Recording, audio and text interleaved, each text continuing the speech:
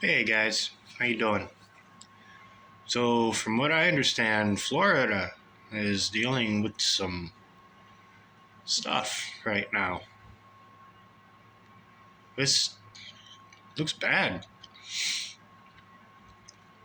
Uh, I was watching the weather on the social media, whatever today, and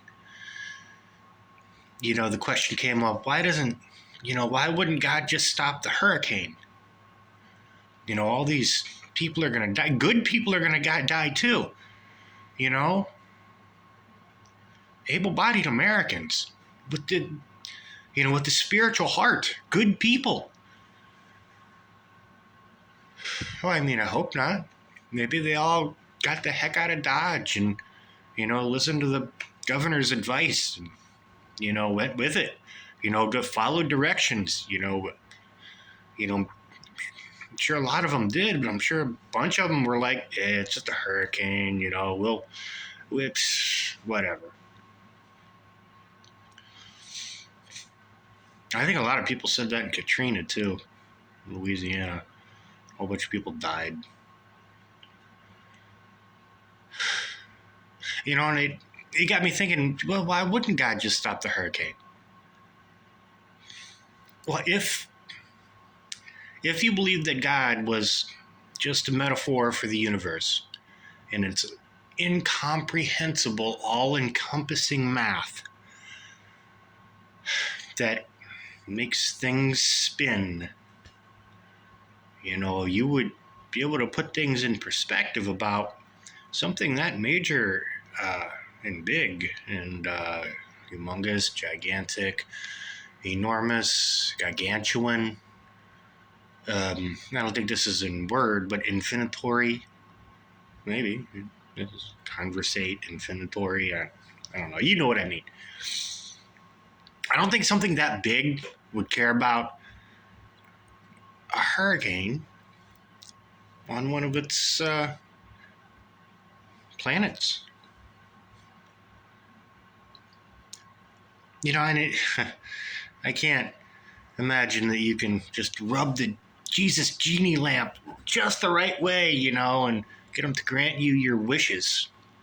I don't think it works like that. No matter how strictly you follow your particular religion's set of cultural traditions, no matter how good of a, what is that word, of a guru of your religion, you are.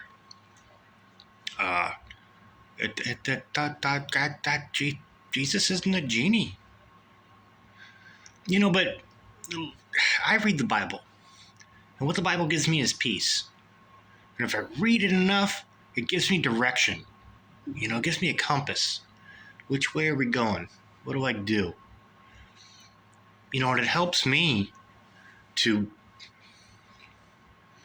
deal with whatever's going on. And through the dealing with it, gives me the peace to accept that God's will done is ultimately better than anything man could come up with.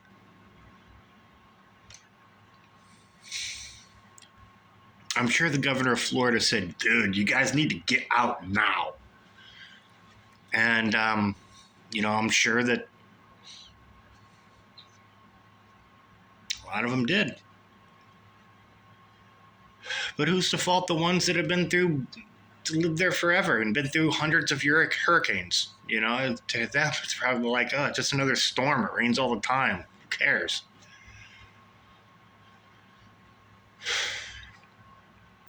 So me, I'm going to pray for them.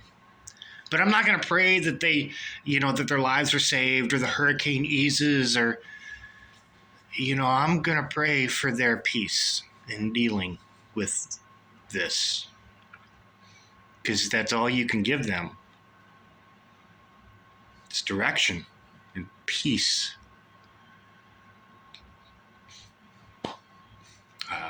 And there's a very, very famous comedian who said, it's not what the wind is blowing, and it's not that the wind is blowing. It's what the wind is blowing that really you need to worry about. I like that comedian very much. The initials of R.W. He's got some insightful stuff if you think about it. Um, yeah, prayers for the people who are stuck in Florida in this horrible hurricane. I hope they figure out how to keep themselves safe.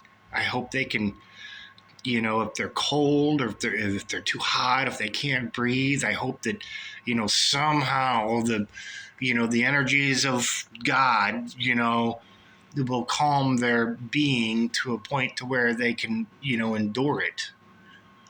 You're not gonna stop a hurricane, dude.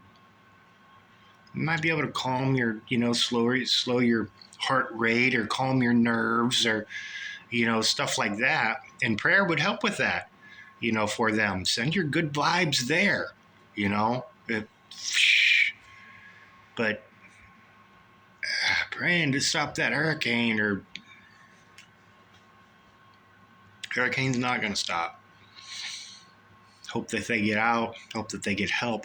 Hope that they have peace with it. I mean, like I said, I'm sure the governor said, y'all need to get gone, dude. Some shit about to happen. So, with that being said, I love most of you. Have a good day.